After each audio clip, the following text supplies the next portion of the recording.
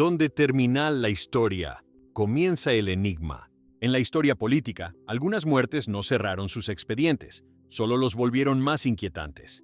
Líderes influyentes que desaparecieron en circunstancias confusas, atentados rodeados de dudas y finales que nunca encajaron del todo con las versiones oficiales.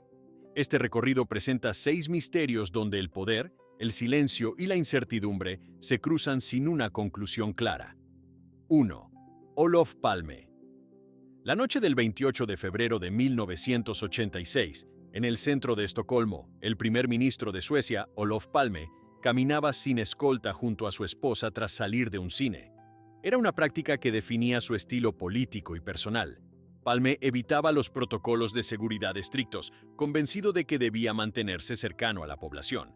A las 23:21, mientras avanzaban por la calle Sveavägen, un hombre se acercó por detrás y disparó a quemarropa. El primer ministro cayó al suelo.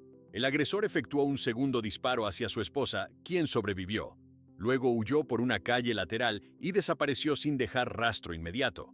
La escena ocurrió en una de las zonas más transitadas de la ciudad. A pesar de la presencia de testigos, las primeras respuestas fueron caóticas. No había un dispositivo de seguridad activo, ni una reacción policial inmediata coordinada. Los servicios de emergencia tardaron en llegar, y la falta de control en el lugar permitió que posibles evidencias se perdieran o contaminaran. Desde ese momento, la investigación quedó marcada por decisiones cuestionadas y errores que nunca fueron completamente aclarados. En los días siguientes, Suecia enfrentó una situación inédita. El asesinato de un jefe de gobierno en plena vía pública generó conmoción nacional e internacional. Las autoridades iniciaron una de las investigaciones criminales más extensas de la historia del país. Miles de personas fueron interrogadas, se revisaron múltiples líneas de investigación y se recibieron innumerables testimonios. Sin embargo, ninguna versión logró consolidarse como una explicación definitiva. Uno de los primeros sospechosos fue Christer Pettersson, un hombre con antecedentes penales y problemas de adicción. Fue detenido y posteriormente identificado por la viuda de Palme en una rueda de reconocimiento. En 1989 fue condenado por el asesinato. Sin embargo, el proceso estuvo rodeado de críticas. No se presentó el arma homicida, ni pruebas físicas concluyentes que lo vincularan directamente con el crimen. Ese mismo año, un tribunal de apelación revocó la condena y Pettersson fue liberado. A partir de entonces, el caso volvió a un punto de incertidumbre. Paralelamente, surgieron múltiples hipótesis que involucraban desde grupos extremistas hasta servicios de inteligencia extranjeros. Palme había sido una figura influyente en la política internacional, con posturas críticas hacia diversas potencias y regímenes. Se investigaron posibles conexiones con organizaciones kurdas, redes clandestinas y estructuras vinculadas a conflictos internacionales. Ninguna de estas líneas logró establecer una cadena de hechos verificable que condujera a una acusación formal. Otro aspecto que generó dudas fue la gestión inicial de la investigación. Se cuestionó la falta de coordinación entre las distintas unidades policiales, la pérdida de testimonios clave y la demora en analizar ciertas pistas. Algunos informes internos señalaron que se descartaron prematuramente líneas de investigación relevantes. También se registraron contradicciones entre testigos que nunca fueron resueltas de manera concluyente. Con el paso de los años, el caso se convirtió en un símbolo de incertidumbre institucional. Se realizaron múltiples revisiones, comisiones y reaperturas del expediente. Nuevos investigadores intentaron reconstruir los hechos a partir de archivos incompletos y declaraciones fragmentadas. A pesar de los esfuerzos, el núcleo del caso permaneció sin resolver. En junio de 2020, más de 3 décadas después del asesinato, la Fiscalía sueca anunció el cierre oficial de la investigación. El principal señalado fue Stig Engström, un diseñador gráfico que había estado presente en la escena del crimen y que inicialmente se presentó como testigo. Con el tiempo, su comportamiento, sus declaraciones inconsistentes y ciertos elementos circunstanciales lo convirtieron en sospechoso. Sin embargo, Engström había fallecido en el año 2000, lo que impedía cualquier proceso judicial. La Fiscalía sostuvo que, en ausencia de otras alternativas más sólidas, Engström era la persona más probable responsable del asesinato. No se presentó un arma, ni una reconstrucción completa del crimen que resolviera todas las inconsistencias. Tampoco se estableció un motivo claro. La decisión de cerrar el caso fue recibida con reacciones divididas. Algunos consideraron que finalmente se había identificado a un responsable. Otros señalaron que la conclusión se basaba en indicios y no en pruebas concluyentes. A lo largo de los años, el expediente acumuló miles de páginas, grabaciones, informes periciales y testimonios. Sin embargo, las preguntas centrales permanecieron sin respuesta definitiva. La identidad del autor material nunca fue confirmada en un juicio. El motivo del crimen no fue establecido con claridad. Las posibles conexiones con actores externos no pudieron demostrarse ni descartarse por completo. El asesinato de Olof Palme sigue siendo uno de los casos más complejos y discutidos en la historia contemporánea de Europa. Ocurrió en un entorno donde la seguridad era mínima, en presencia de testigos, y bajo condiciones que, en teoría, permitían una rápida identificación del responsable. Sin embargo, la combinación de errores iniciales, líneas de investigación inconclusas y ausencia de pruebas definitivas impidió cerrar el caso con certeza. Décadas después, la escena en la calle Sveavägen continúa siendo un punto de referencia en la memoria colectiva sueca, un lugar donde un líder político fue asesinado en circunstancias que, a pesar del tiempo y los recursos invertidos, no lograron ser explicadas de manera completa. 2. Carlos Prats. El 30 de septiembre de 1974, en la ciudad de Buenos Aires, una explosión sacudió un barrio residencial en horas de la noche. El general chileno Carlos Prats, excomandante en jefe del ejército y ex vicepresidente de Chile, se encontraba dentro de su automóvil junto a su esposa, Sofía Cuthbert. El vehículo había sido estacionado frente a su domicilio. Al encender el motor, una bomba colocada bajo el automóvil detonó de inmediato. La explosión fue precisa, dirigida, y no dejó posibilidad de supervivencia. Ambos murieron en el acto. Prats había abandonado Chile un año antes, tras el golpe de Estado de 1973 que derrocó al presidente Salvador Allende. Considerado un militar constitucionalista, se había opuesto públicamente a la intervención militar en la política.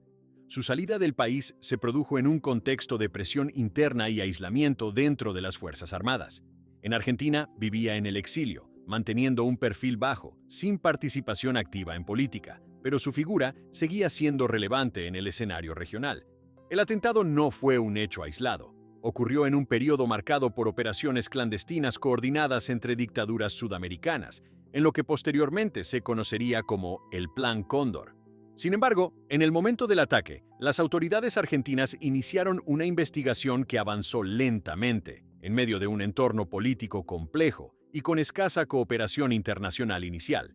Las primeras pericias confirmaron que se trataba de un artefacto explosivo de alta precisión, colocado por alguien con conocimientos técnicos. No se trató de un acto improvisado. El dispositivo fue instalado sin ser detectado, en una zona urbana, y activado en el momento exacto en que Prats encendió el vehículo. La ejecución indicaba planificación, seguimiento previo y acceso a información sobre sus rutinas. Durante meses, el caso permaneció sin responsables claros. Las pistas eran fragmentarias y muchas de ellas no se consolidaban en una línea de investigación firme. Testigos reportaron movimientos sospechosos en los días previos, pero las descripciones eran vagas y no permitían identificar a personas concretas. La escena del crimen, aunque contenía restos del explosivo, no ofrecía elementos suficientes para reconstruir la cadena completa de los hechos. A medida que avanzaban los años, comenzaron a surgir indicios que vinculaban el atentado con operaciones de inteligencia chilenas en el exterior. Se mencionó la posible participación de la Dirección de Inteligencia Nacional, conocida como DINA, un organismo creado tras el golpe militar en Chile. Sin embargo, en ese momento, estas conexiones no fueron confirmadas oficialmente, y la investigación continuó sin una acusación formal sólida. No fue sino hasta décadas después que se produjeron avances significativos. Testimonios, documentos desclasificados y procesos judiciales en distintos países comenzaron a reconstruir parcialmente el contexto del atentado. Se identificó a Michael Townley, un ciudadano estadounidense vinculado a la DINA, como uno de los principales implicados en la planificación y ejecución del ataque. Townley fue detenido años más tarde en otro caso y proporcionó información sobre operaciones encubiertas realizadas en el extranjero. A pesar de estas revelaciones, el caso de Carlos Prats no logró cerrarse completamente. Si bien algunos responsables fueron identificados y condenados en procesos posteriores, persistieron interrogantes sobre la cadena de mando, las decisiones que llevaron al atentado y el nivel de coordinación internacional involucrado. No todos los implicados fueron juzgados, y algunos aspectos del operativo permanecieron sin documentación clara. Otro elemento que generó dudas fue la capacidad de operar en territorio argentino sin ser detectados por las autoridades locales. La colocación del explosivo, el seguimiento del objetivo y la ejecución del ataque implicaban una red logística que no fue completamente desmantelada ni identificada en su totalidad. Las investigaciones posteriores señalaron posibles fallas o limitaciones en los sistemas de seguridad y control de la época.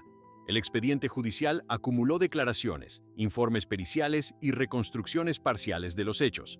Sin embargo, la ausencia de ciertos documentos clave y la destrucción o pérdida de archivos dificultaron una comprensión completa del caso. Algunos testimonios fueron considerados inconsistentes y otros surgieron muchos años después, cuando ya no era posible verificar todos los detalles. El atentado contra Carlos Prats se convirtió en uno de los casos más representativos de las operaciones encubiertas en América del Sur durante la década de 1970. Un crimen ejecutado fuera del país de origen de la víctima, con un nivel de precisión que evidenciaba planificación estatal o paraestatal, y que durante años permaneció sin una explicación oficial completa. A pesar de los avances judiciales y las condenas posteriores, la muerte de Prats y su esposa continúa rodeada de zonas no esclarecidas. La identificación de algunos responsables no permitió reconstruir completamente el proceso que llevó al atentado, ni establecer con certeza todos los niveles de decisión implicados. El hecho ocurrió en un contexto donde múltiples actores operaban en la sombra y donde la información disponible fue fragmentaria desde el inicio. Décadas después, el lugar de la explosión en Buenos Aires sigue siendo recordado como el escenario de un crimen que trascendió fronteras y estructuras formales. Un acto que, aunque parcialmente esclarecido, nunca logró cerrar todas sus preguntas. 3. Patrice Lumumba. El 17 de enero de 1961, en la región de Katanga, en el entonces recién independizado Congo, Patrice Lumumba fue ejecutado en circunstancias que durante años permanecieron ocultas. Había sido el primer ministro del país tras la independencia de Bélgica en 1960, pero su mandato fue breve y estuvo marcado por una crisis política inmediata, tensiones internas y presiones internacionales. Apenas meses después de asumir el cargo, fue destituido, arrestado y trasladado bajo custodia a una zona controlada por fuerzas separatistas. Lumumba fue detenido inicialmente por fuerzas leales a Joseph Mobutu, quien había tomado el control militar del país. Su arresto fue seguido por un periodo de confinamiento en condiciones precarias. Posteriormente fue trasladado en avión hacia Katanga, una provincia que había declarado su secesión con apoyo externo. El traslado se realizó bajo vigilancia, y desde ese momento su paradero comenzó a volverse incierto para la opinión pública internacional. Al llegar a Katanga, Lumumba fue entregado a autoridades locales y a funcionarios extranjeros presentes en la región. Diversos informes posteriores señalaron que fue sometido a maltrato físico antes de su ejecución. Esa misma noche, fue llevado a un lugar aislado junto a dos de sus colaboradores más cercanos. Los tres fueron ejecutados por un pelotón de fusilamiento. Sin embargo, la información sobre el hecho no fue divulgada de inmediato. Durante semanas no se emitió ninguna confirmación oficial sobre su muerte. Las autoridades proporcionaron versiones contradictorias sobre su estado, incluyendo afirmaciones de que había escapado o que se encontraba bajo custodia en otro lugar. La falta de información generó incertidumbre a nivel internacional, mientras aumentaban las presiones diplomáticas para esclarecer su situación. Tiempo después, se confirmó que Lumumba había sido ejecutado, pero los detalles permanecieron fragmentarios. Uno de los aspectos más desconcertantes fue el destino de su cuerpo. Informes posteriores revelaron que, tras la ejecución, los restos fueron enterrados de forma provisional. Días después, el cuerpo fue exhumado, desmembrado y disuelto en ácido por personas vinculadas a las autoridades locales y a agentes extranjeros. Este procedimiento fue descrito como un intento deliberado de eliminar cualquier evidencia física. Durante décadas, la ausencia de restos impidió cualquier verificación forense. La información disponible provenía principalmente de testimonios, documentos desclasificados y confesiones tardías de algunos implicados. Uno de los relatos más citados fue el de un oficial belga que años después admitió haber participado en la destrucción del cuerpo y haber conservado un diente como recuerdo. Este objeto se convirtió en una de las pocas evidencias físicas asociadas al caso. El contexto en el que ocurrió la muerte de Lumumba estuvo marcado por la Guerra Fría. Su gobierno había buscado apoyo internacional en distintos bloques, lo que generó tensiones con potencias extranjeras interesadas en la región. Documentos desclasificados en años posteriores indicaron que servicios de inteligencia de varios países seguían de cerca la situación en el Congo y consideraban a Lumumba una figura que podía alterar el equilibrio geopolítico. A pesar de estas revelaciones, la cadena completa de decisiones que condujo a su ejecución no fue completamente establecida. Se identificaron actores locales y extranjeros, pero la coordinación entre ellos, así como el nivel de responsabilidad de cada uno, permaneció parcialmente indefinido.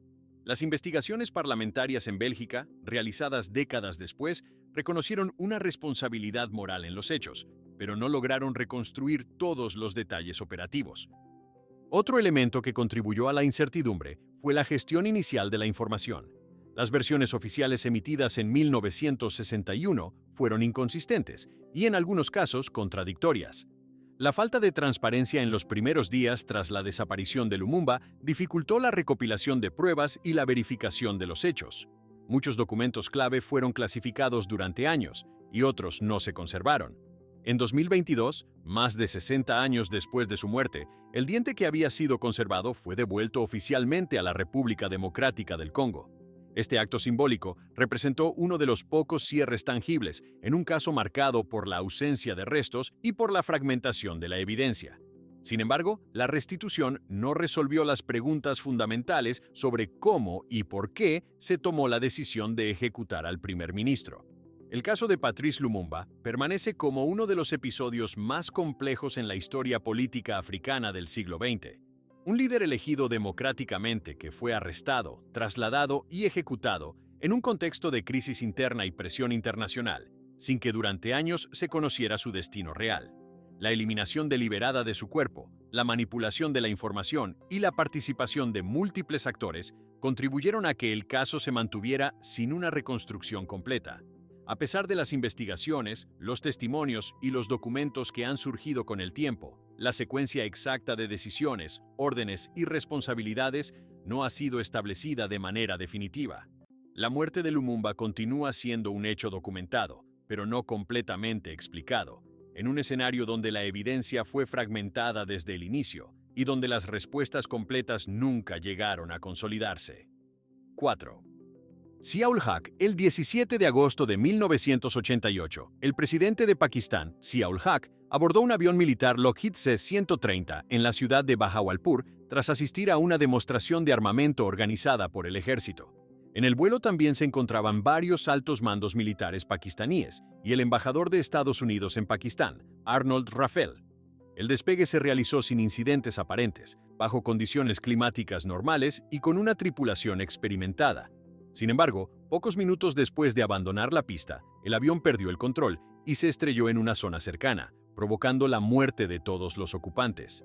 Los primeros reportes indicaron que la aeronave había ascendido con normalidad antes de experimentar movimientos erráticos en el aire. Testigos en tierra afirmaron que el avión comenzó a oscilar de manera inusual, como si el piloto hubiera perdido el control repentinamente. No se registró ninguna llamada de emergencia desde la cabina. Tampoco hubo señales de intento de aterrizaje o corrección de trayectoria. El impacto fue directo y no dejó sobrevivientes, lo que dificultó la obtención de testimonios desde el interior del vuelo. Las autoridades pakistaníes iniciaron una investigación inmediata, con participación de expertos internacionales. Se recuperaron restos de la aeronave y se analizaron las condiciones técnicas del vuelo. Uno de los principales obstáculos fue la ausencia de una caja negra funcional que permitiera reconstruir los últimos minutos con precisión. La falta de grabaciones de voz y datos de vuelo limitó la capacidad de establecer una secuencia clara de eventos dentro de la cabina. Las primeras hipótesis consideraron una posible falla mecánica. Sin embargo, los informes técnicos no identificaron defectos estructurales concluyentes en el avión. El modelo C-130 tenía un historial operativo sólido y era ampliamente utilizado por fuerzas aéreas en todo el mundo. Los motores, sistemas hidráulicos y superficies de control no presentaban evidencias claras de fallos que explicaran una pérdida total de control en tan corto tiempo. Otra línea de investigación apuntó a la posibilidad de sabotaje. Se examinó la carga transportada en el avión, así como los objetos ingresados antes del despegue. Se mencionó la presencia de cajas de mangos como parte del equipaje, lo que dio lugar a especulaciones sobre la posible introducción de un dispositivo oculto. Sin embargo, los análisis no lograron confirmar la existencia de explosivos convencionales. Tampoco se encontraron restos que indicaran una detonación interna. Algunos investigadores consideraron la hipótesis de un agente químico o biológico que hubiera incapacitado a la tripulación. Esta teoría se basaba en el comportamiento errático del avión y en la ausencia de comunicación desde la cabina. Se sugirió que un gas liberado dentro del compartimento podría haber afectado la capacidad de los pilotos para controlar la aeronave. No obstante, las pruebas disponibles no permitieron identificar sustancias específicas ni confirmar este escenario. El contexto político del momento añadió complejidad al caso. Zia-ul-Haq había gobernado Pakistán durante más de una década tras llegar al poder mediante un golpe militar. Su administración estaba marcada por tensiones internas, conflictos regionales y relaciones estratégicas con potencias extranjeras, especialmente en el marco de la guerra en Afganistán. Su muerte repentina generó un vacío de poder inmediato y abrió múltiples interrogantes sobre posibles motivaciones para un atentado. Diversos actores fueron mencionados en las hipótesis que surgieron tras el accidente. Se consideraron posibles implicaciones de grupos internos, facciones militares, servicios de inteligencia extranjeros y organizaciones regionales. Sin embargo, ninguna de estas líneas logró consolidarse en una acusación formal respaldada por pruebas concluyentes. La falta de evidencia directa impidió avanzar hacia una determinación clara de responsabilidad. Las investigaciones oficiales concluyeron sin establecer una causa definitiva del accidente. Los informes finales mencionaron la posibilidad de sabotaje, pero no identificaron a responsables ni describieron un mecanismo específico. La ausencia de pruebas físicas claras, sumada a la destrucción casi total del avión en el impacto, limitó la capacidad de reconstruir los hechos con precisión técnica. A lo largo de los años, el caso fue objeto de revisiones, análisis independientes y publicaciones que intentaron reinterpretar la información disponible. Algunos documentos fueron desclasificados, pero no aportaron elementos suficientes para resolver las inconsistencias existentes. Testimonios indirectos y declaraciones posteriores introdujeron nuevas hipótesis, aunque sin respaldo verificable. El accidente de Bahawalpur permanece como uno de los episodios más enigmáticos en la historia política de Pakistán. Un vuelo oficial, en condiciones aparentemente normales, que terminó en un colapso repentino sin explicación técnica definitiva. La presencia de múltiples figuras clave en la aeronave, la falta de registros de cabina y la ausencia de una causa confirmada contribuyeron a mantener el caso abierto en términos de interpretación. Décadas después, la caída del CE-130 sigue siendo analizada como un evento donde las variables técnicas y políticas se entrelazan sin una conclusión clara. La muerte de Zia-ul-Haq y de todos los ocupantes del vuelo no fue atribuida de manera definitiva a un accidente, un atentado o una falla humana. El expediente permanece como un conjunto de datos incompletos, donde cada elemento plantea nuevas preguntas sin resolver. 5. Tomás Monge Gutiérrez. Tomás Monge Gutiérrez asumió la presidencia de Bolivia en noviembre de 1946 en un contexto de transición forzada y tensión política acumulada. Su llegada al poder no fue producto de una elección directa, sino de una designación derivada de la crisis institucional que siguió al derrocamiento violento del presidente Gualberto Villarroel. En ese momento, Bolivia atravesaba un periodo de inestabilidad profunda, con enfrentamientos entre sectores militares, movimientos sociales y grupos políticos que disputaban el control del Estado. Monge, que hasta entonces se desempeñaba como presidente de la Corte Suprema de Justicia, fue considerado una figura neutral capaz de encabezar un gobierno provisional. Su mandato tuvo como objetivo principal restablecer el orden institucional y convocar a elecciones generales. Durante los meses en que ocupó el cargo, se mantuvo alejado de decisiones políticas radicales y evitó confrontaciones abiertas con los distintos sectores en conflicto. Sin embargo, su administración estuvo marcada por un clima de incertidumbre constante y por la presencia de fuerzas que operaban fuera de los canales formales. En mayo de 1947, tras cumplir con la convocatoria electoral, Monge dejó la presidencia y se retiró de la vida pública. Su salida fue interpretada como el cierre de una etapa provisional, pero no significó el fin de las tensiones políticas en el país. Bolivia continuó atravesando conflictos internos, con cambios de gobierno y episodios de violencia que se extendieron durante los años siguientes. A diferencia de otros líderes políticos de la región, la figura de Monge se desvaneció rápidamente del escenario público. No mantuvo una presencia activa en debates políticos ni ocupó cargos relevantes después de su presidencia. Su vida posterior transcurrió en relativa discreción, lo que limitó la cantidad de registros documentales sobre sus actividades y entorno en los años siguientes. Su muerte, ocurrida en 1954, fue reportada sin un nivel de detalle equivalente al de otras figuras políticas de su época. Los informes disponibles indicaron que falleció en circunstancias que no generaron una investigación pública extensa. No se registraron procesos judiciales ni peritajes ampliamente difundidos que permitieran reconstruir con precisión los hechos que rodearon su fallecimiento. Esta ausencia de documentación detallada contribuyó a que su muerte quedara envuelta en una zona de incertidumbre. Algunos registros periodísticos de la época mencionaron que su estado de salud se había deteriorado en los meses previos, pero no ofrecieron diagnósticos específicos ni informes médicos concluyentes. Tampoco se publicaron certificados o evaluaciones que permitieran confirmar una causa exacta de muerte. La información disponible fue fragmentaria y en muchos casos limitada a breves notas sin desarrollo. Otro elemento que llamó la atención fue la falta de cobertura institucional sobre el fallecimiento de un ex jefe de Estado. No se documentaron homenajes oficiales de gran escala ni investigaciones posteriores que buscaran esclarecer posibles dudas. En un país donde la política había estado marcada por conflictos recientes, la muerte de una figura que había ocupado la presidencia en un momento crítico no generó un proceso de revisión o análisis histórico inmediato. Con el paso del tiempo, la figura de Monge quedó relegada a menciones breves en registros históricos, sin un estudio detallado de su vida posterior ni de las circunstancias de su muerte. La escasez de documentos oficiales, la ausencia de testimonios directos y la falta de investigaciones posteriores impidieron reconstruir una narrativa completa. A diferencia de otros casos donde existen múltiples versiones, en este caso predominó el vacío informativo. Algunos historiadores señalaron que el contexto político de Bolivia en la década de 1950 pudo haber influido en la limitada difusión de información. Sin embargo, no se establecieron vínculos concretos entre su fallecimiento y eventos políticos específicos. La ausencia de evidencia directa dejó este aspecto en el terreno de lo no documentado, sin posibilidad de confirmación.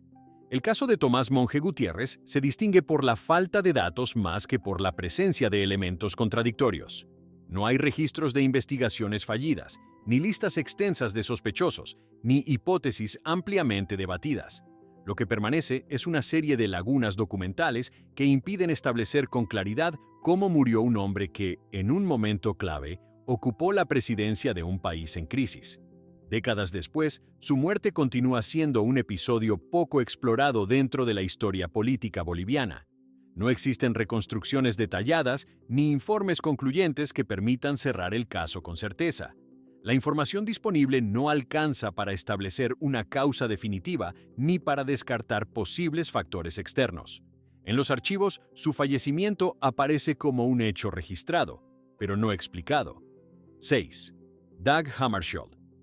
En la noche del 17 al 18 de septiembre de 1961, un avión Douglas DC-6 que transportaba al secretario general de las Naciones Unidas, Dag Hammarskjöld, se estrelló en las proximidades de Ndola, en la actual Zambia, entonces parte de la Federación de Rodesia y Nyasalandia. Hammarskjöld se dirigía a una reunión clave con líderes de la provincia de Katanga, en el Congo, en medio de una crisis internacional marcada por conflictos armados y tensiones geopolíticas. El vuelo había partido desde Leopoldville y se aproximaba a su destino cuando desapareció del radar. Las primeras informaciones indicaron que el avión no había aterrizado según lo previsto. Las autoridades locales iniciaron una búsqueda que se prolongó durante horas. El lugar del impacto fue finalmente localizado en una zona boscosa, a varios kilómetros del aeropuerto de Ndola. Los restos de la aeronave mostraban signos de un descenso abrupto. La mayoría de los ocupantes, incluido Hammarskjöld, fueron encontrados sin vida. Sin embargo, uno de los miembros de la tripulación fue hallado con vida en un primer momento, aunque falleció posteriormente a causa de sus heridas. Las circunstancias del accidente generaron dudas desde el inicio. Los informes oficiales iniciales atribuyeron el siniestro a un posible error del piloto durante la aproximación nocturna. Se mencionaron factores como la visibilidad limitada, la fatiga y la falta de referencias visuales claras en la zona. No obstante, estas conclusiones fueron cuestionadas por inconsistencias en los testimonios y por la ausencia de evidencia concluyente que respaldara una falla humana directa. Algunos testigos en tierra afirmaron haber visto una segunda aeronave en las cercanías del DC-6 antes del impacto. Otros reportaron luces inusuales o sonidos que no correspondían a un descenso normal. Estas declaraciones no fueron incorporadas de manera uniforme en los informes iniciales, y en algunos casos fueron descartadas por considerarse poco fiables. Sin embargo, con el paso del tiempo, estos testimonios volvieron a ser objeto de análisis. Otro elemento que generó interrogantes fue el estado de los cuerpos y de los restos del avión. Algunos observadores señalaron que ciertas marcas no coincidían completamente con un impacto convencional. Se mencionaron posibles indicios de fuego previo al choque o de daños en la estructura que no podían explicarse únicamente por el accidente. Estas observaciones no fueron concluyentes, pero contribuyeron a mantener abiertas las dudas. En el contexto político del momento, Hammarskjöld desempeñaba un papel central en las negociaciones para resolver la crisis en el Congo. Su presencia en la región respondía a intentos de mediar entre el gobierno central y las autoridades secesionistas de Katanga. La situación involucraba intereses internacionales, incluyendo potencias extranjeras, empresas mineras y actores militares con agendas propias. Este entorno aumentó la complejidad de cualquier investigación sobre su muerte. A lo largo de los años, se llevaron a cabo múltiples investigaciones, tanto oficiales como independientes. Algunas de ellas reexaminaron los restos del avión, revisaron testimonios y analizaron documentos previamente no disponibles. En varias ocasiones se planteó la posibilidad de que el avión hubiera sido derribado o sabotajeado. Sin embargo, ninguna investigación logró establecer una causa definitiva que reemplazara la versión inicial de accidente. En décadas posteriores, documentos desclasificados y nuevas declaraciones reavivaron el interés en el caso. Se identificaron posibles comunicaciones interceptadas y se mencionaron operaciones encubiertas en la región durante ese periodo. Algunos informes sugirieron que actores externos mogli haber tenido motivos para impedir la misión de Hammarskjöld. No obstante, estas hipótesis no fueron confirmadas de manera concluyente. En 2015, las Naciones Unidas iniciaron una nueva revisión del caso, impulsada por la aparición de información adicional y por la persistencia de dudas sobre las conclusiones originales. Expertos independientes analizaron testimonios, registros de vuelo y documentos históricos. El proceso identificó inconsistencias en las investigaciones previas y recomendó continuar con la recopilación de evidencia. A pesar de estos esfuerzos, no se alcanzó una conclusión definitiva. Uno de los principales obstáculos ha sido la fragmentación de la información. Parte de los documentos relevantes permanecieron clasificados durante décadas, mientras que otros se perdieron o nunca fueron registrados formalmente. La ausencia de registros completos de comunicaciones aéreas y la limitada tecnología disponible en 1961 dificultaron la reconstrucción precisa de los últimos minutos del vuelo. El lugar del accidente, en las afueras de Ndola, sigue siendo un punto de referencia en la historia de las Naciones Unidas. Un escenario donde un vuelo oficial, en una misión diplomática, terminó en un desenlace que no ha podido ser explicado de forma concluyente. La combinación de testimonios contradictorios, evidencia incompleta y un contexto político complejo ha impedido cerrar el caso con certeza. Décadas después, la muerte de Dag Hammarskjöld continúa siendo objeto de análisis e investigación. No existe una explicación única aceptada universalmente. El accidente, o posible incidente, permanece como un evento donde las preguntas superan a las respuestas y donde cada revisión añade nuevos elementos sin resolver los anteriores. 6 figuras, 6 muertes y un mismo patrón de incertidumbre. Casos donde el poder no garantizó respuestas y donde los hechos quedaron suspendidos entre documentos incompletos y versiones inconclusas que aún hoy no logran cerrarse.